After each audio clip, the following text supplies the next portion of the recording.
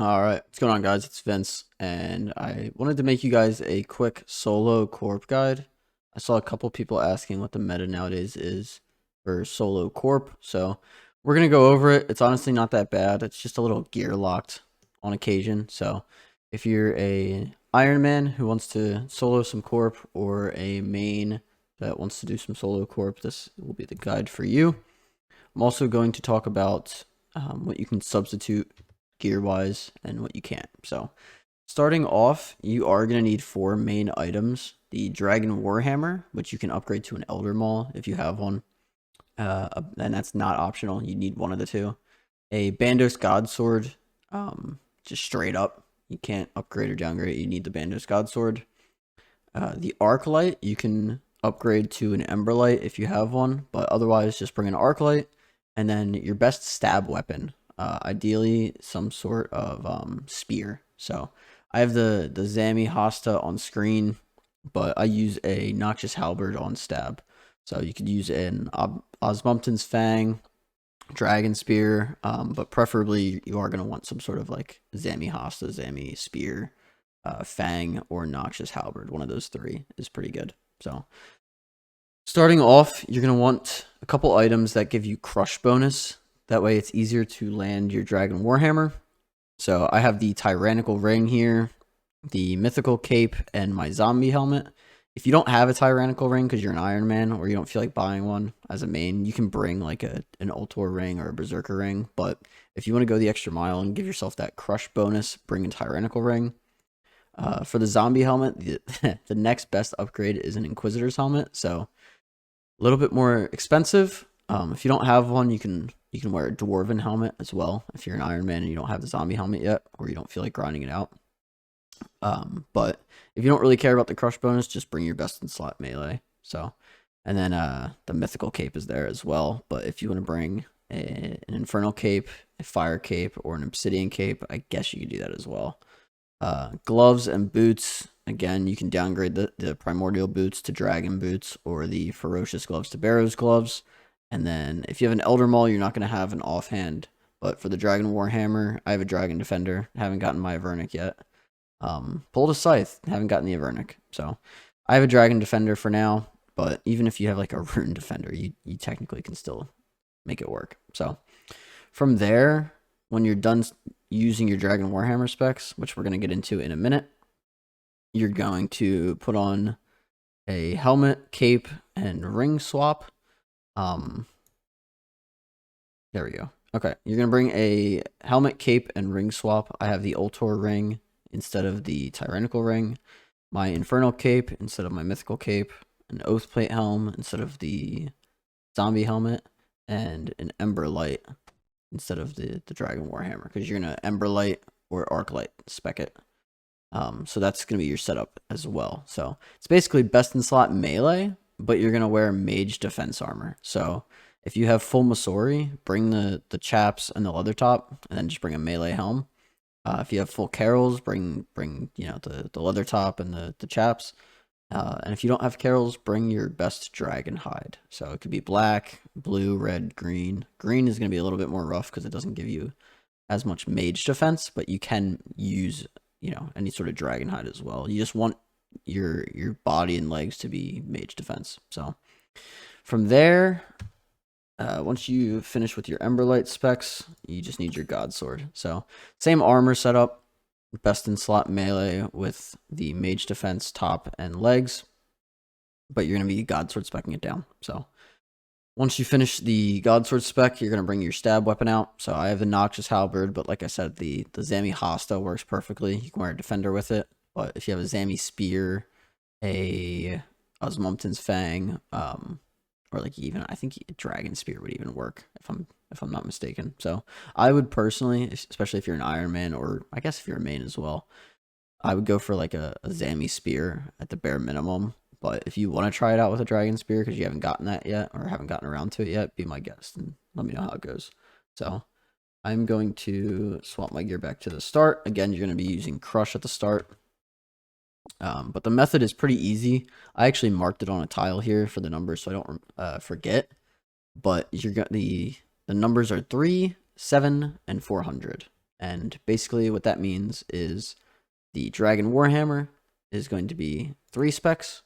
The Emberlight, or if you don't have an Emberlight, the Arclight is going to be 7 specs. And the 400 is going to be Bandos Godsword damage. Not specs, it's 400 damage. So we're going to start off the kill here. I'm going to drink my super combat pot. Use protect item. No, I need to restore my prayer real quick. But I'm going to drink my super combat pot. And I'm going to use protect item, protect magic, piety, and preserve. The reason we're going to use protect item is that way if we die, we're not going to get charged as much from reclaiming our items from our gravestone. So you're restoring your spec and your prayer each time anyway, so you might as well use it. So I already sipped my super combat, so we're going to put those prayers on, and we're going to start off by using our Dragon Warhammer spec 3 times. So hopefully we hit them pretty early here. You see I didn't hit it out the gate. And then you have 2 options for restoring your spec and your prayer. You can use a Desert Amulet 4 to teleport to Narda and pray at the Elidinus statue, and then go back via the Games necklace. Or if you don't have the Desert Amulet 4, you're just going to teleport to your house. So you can use a Construction Cape, a Max Cape, some teleport tabs, whatever you have, you can use to teleport to your house, and then restore your spec and your prayer. So we are just not hitting right now. Most kills you'll hit at least 1 by now. There we go. But again, you're going to start off by doing 3 Dragon Warhammer specs, and then you go from there into your Emberlight. So once I hit these, I'll show you the Emberlight as well. So we're just not hitting right now whatsoever. Also, I'll try to put it on screen, but I'll put the specs up on the screen. That way you guys have a frame of reference of what items we're using. There we go. So as you see, there's our 3 Dragon Warhammers. From there, you're going to do your 4-way switch into your Arclight or your Emberlight, your melee ring. So for me, it's an Ultor ring, your melee cape, and your melee helm. From there, you're going to spec it 7 times before you go to your Bandos Godsword. So give me maybe a minute or 2, and we'll get to that, and I'll see you in a second.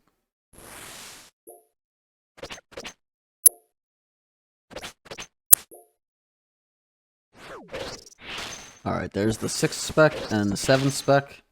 So that's going to do it for the Emberlight. So I'm going to switch to my Bandos Godsword. And now I need 400 damage from the Godsword, and I clicked the wrong teleport. You're going to need 400 damage from the Bandos Godsword onto Corp, and then he's basically ready to fight and ready to solo the rest of the fight. So this is going to take me a minute. You can hit anywhere from like a 1 or a 2. You see, even I'll hit a 0 sometimes, up to like a 30, 40 from what I remember. So just keep teleporting back either to Narda to restore your spec, or your house to restore your spec. Teleport back to Corp, and you're good to go. So I'll see you guys in a second when we finish speccing down Corp the 400 damage.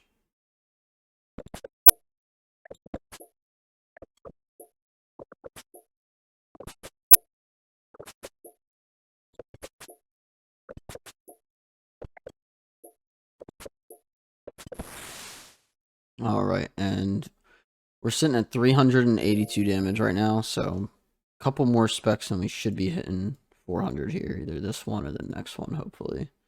So there's a big one that puts us at 402, and I'm just going to spec it again because why not? So now that we have 400 damage, I'm going to switch to my stab weapon, and we can start killing Corp. Also, this makes it really convenient. So the Dark Core just spawned. So if you want to kill the Dark Core permanently, you're going to run kind of south. Alright. And you're just going to spam click below you and then run north immediately. So if you don't kill it, just do it again. Run north. And when he disappears, you're going to notice he doesn't drop anything. This means that you've killed him correctly and that he won't respawn for the rest of the fight.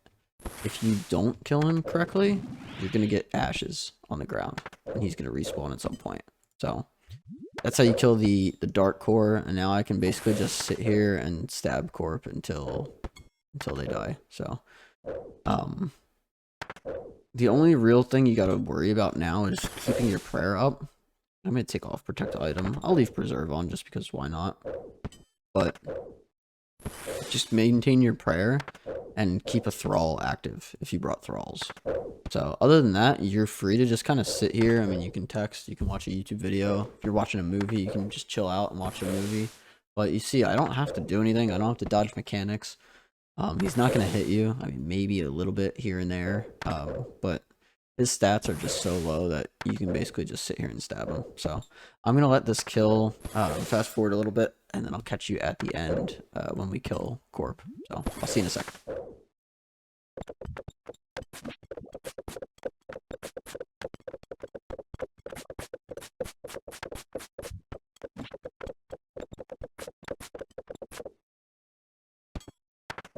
Alright, so now as you see, no problems at all. I didn't have to eat any food. You can bring it because you sometimes take some, but as you see this kill I didn't. And that's gonna be about it. Very easy, very relaxed guide. This kill I got some mahogany logs, but that's gonna be about it for the guide here. I mean, if you need to reset, just put back on your crush gear and get ready for another kill. So I mean, that's about it. I hope you guys found this useful, and that's going to be how you use solo Corp. I will see you next time. Later.